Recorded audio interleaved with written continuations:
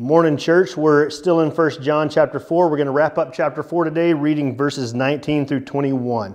And this is what John tells us in this letter. We love because he first loved us. Whoever claims to love God yet hates a brother or sister is a liar.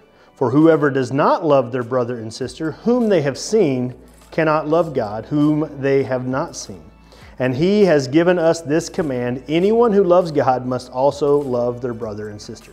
So what John is saying here, he's really just kind of laying out what Jesus said when he was asked, what's the greatest commandment? And Jesus said, love God, and the one like it is to love your neighbor as yourself, to love others. And that's really what John is leaning into. Now, John was the disciple whom Jesus loved by his own description in his letter, in his gospel. And so he spent a lot of time with Jesus.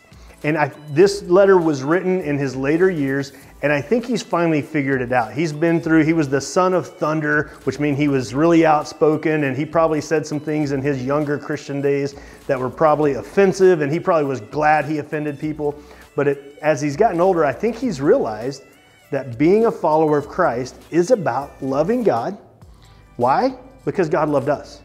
And God sent his son to die for us. Now think about that, because we were God's enemies, and yet the example that Jesus gave us was that he came and died for his enemies. He came and died for us. He loved us. And then Jesus gives us the command to love God because he first loved us. So that allows us to love God because we can react to his love, not to his punishment as we talked about yesterday, but to his love. And then we can love our brother. Now, the one person in the Bible who said, am I my brother's keeper?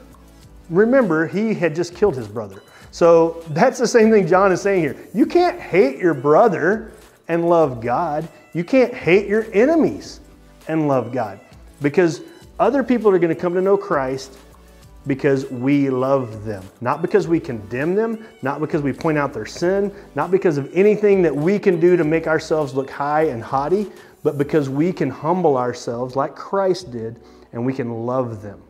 So church, in this time that we're living in that's super crazy, and I know there's an election coming up and you want to pick sides, and I get it, but here's the deal. You better love the other side, because that's the only thing that's going to drive out the fear that they're going through and draw them closer to God. I'll see you tomorrow.